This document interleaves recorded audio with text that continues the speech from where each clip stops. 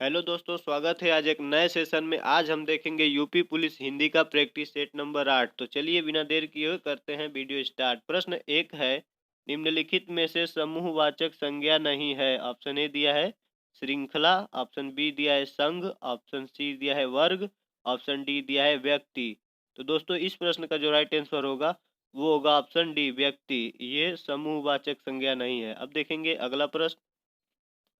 प्रश्न 2 है, लिंग किस भाषा का शब्द है। ऑप्शन ए दिया है हिंदी, ऑप्शन बी दिया अंग्रेजी, ऑप्शन सी दिया है संस्कृत और ऑप्शन डी दिया है जर्मन। तो दोस्तों लिंग जो है संस्कृत भाषा का शब्द है। इस प्रश्न का जो राइट आंसर होगा ऑप्शन सी। अब देखेंगे अगला प्रश्न। प्रश्न 3 है, सुधा नेहा को हाथ से मारती है, इस वाक्य में कौन सा कारक है। ऑप्शन ए दिया है कर्ता, ऑप्शन बी दिया है अपादान, ऑप्शन सी दिया है करण, ऑप्शन डी दिया है अधिकरण। तो दोस्तों इस प्रश्न का जो राइट आंसर होगा वो होगा ऑप्शन सी करण कारक है। अब देखेंगे अगला प्रश्न।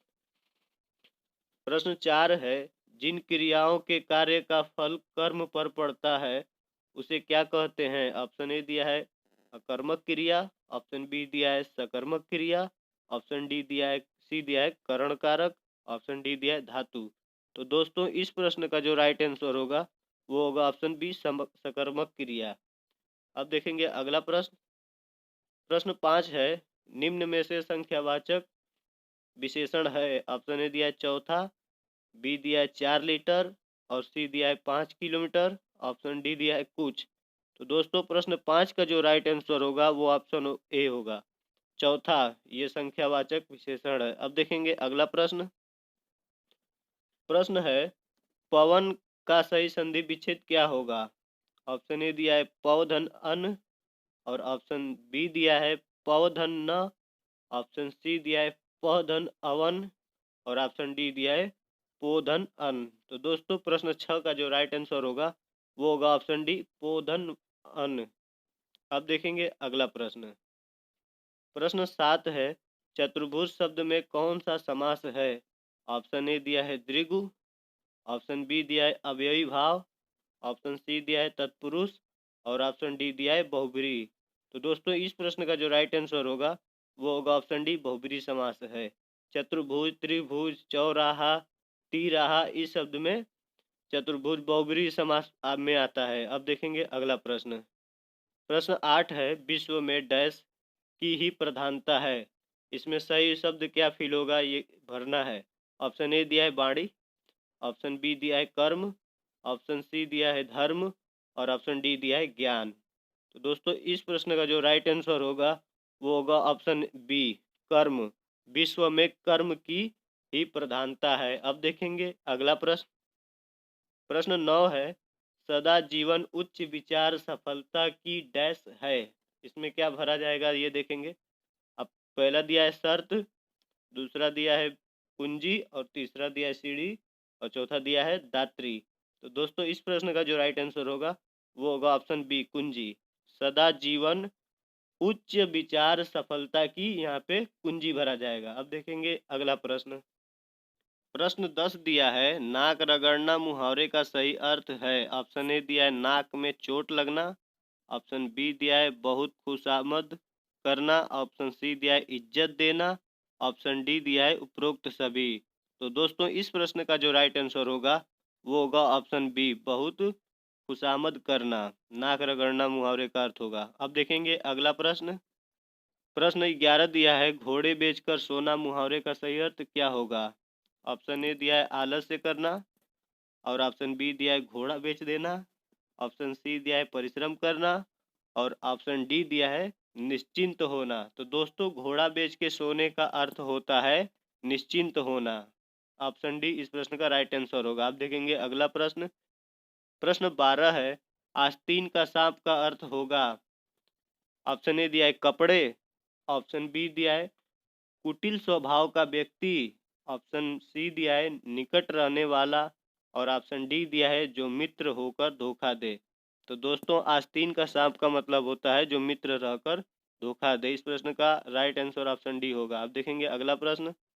प्रश्न 13 है, निम्न में से कौन सा शब्द सूर्य का पर्यायवाची नहीं है। ऑप्शन ए दिया है दिवाकर, ऑप्शन बी दिया है तरणी, ऑप्शन सी दिया है विश्वानस, ऑप्शन डी दिया है शार्दुल। तो दोस्तों इस प्रश्न का जो राइट आंसर होगा वो होगा ऑप्शन डी शार्दुल। सूर्य का पर्यायवाची नहीं है। अब देखेंगे अगला प्रश्न। प्रश्न 14 है, राजा शब्द का विपरीतार्थक शब्द क्या होगा? ऑप्शन ए दिया है रानी, बी दिया है गरीब, सी दिया है अमीर और डी दिया है प्रजा। तो इस प्रश्न का जो राइट आंसर होगा वो होगा ऑप्शन ए रानी। अब देखेंगे अगला प्रश्न। प्रश्न 15 है, जिसके समान कोई दूसरा न हो वाक्यांश के लिए एक शब्द है। ऑप्शन ए दिया है शक्तिशाली, ऑप्शन बी दिया है प्रतिभाशाली, ऑप्शन सी दिया है अद्वितीय और ऑप्शन डी दिया है पराक्रमी।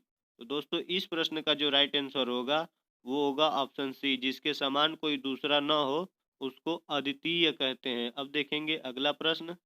प्रश्न 16 है, सबसे प्रथम गिना जाने वाला वाक्य कहलाता है। ऑप्शन ए दिया है प्रथम, ऑप्शन बी दिया है अग्रज और ऑप्शन सी दिया है आरंभ और ऑप्शन डी दिया है अग्रगण। तो दोस्तों सबसे प्रथम में गिना जाने वाला उसके लिए ऑप्शन डी उचित होगा। ऑप्शन डी प्रश्न का राइट आंसर होगा। आप देखेंगे अगला प्रश्न। प्रश्न 17 है, चिंतामणि के रचनाकार कौन है?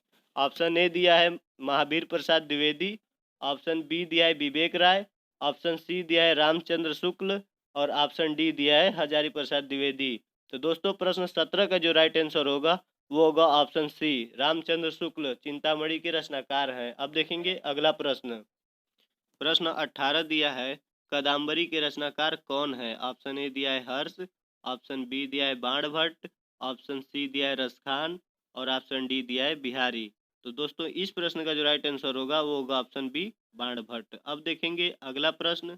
प्रश्न 19 है, अशोक के फूल के रचनाकार हैं। ऑप्शन ए दिया है महावीर प्रसाद द्विवेदी और ऑप्शन बी दिया है हजारी प्रसाद द्विवेदी, ऑप्शन सी दिया है विष्णु प्रभाकर और ऑप्शन डी दिया है बिहारी। तो दोस्तों प्रश्न 19 का जो राइट आंसर होगा वो होगा ऑप्शन बी हजारी प्रसाद द्विवेदी। अब देखेंगे अगला प्रश्न। प्रश्न 20 है, धर्मपत्नी से उत्पन्न पुत्र को कहते हैं। ऑप्शन ए दिया है धर्मपुत्र, ऑप्शन बी दिया है औरस और ऑप्शन सी दिया है बलशाली और ऑप्शन डी दिया है तेजस्वी। तो दोस्तों इस प्रश्न का जो राइट आंसर होगा वो होगा ऑप्शन बी, अब धर्मपत्नी से उत्पन्न पुत्र को औरस कहते हैं। तो दोस्तों आज के लिए इतना ही। आशा करता हूँ ये वीडियो आपको अच्छा लगा हो। अगर अच्छा लगा हो तो लाइक करें, अगर आप चैनल पर नए हैं तो सब्सक्राइब करें। ऐसे ही कंटेंट पाने के लिए हमसे जुड़े रहें। धन्यवाद।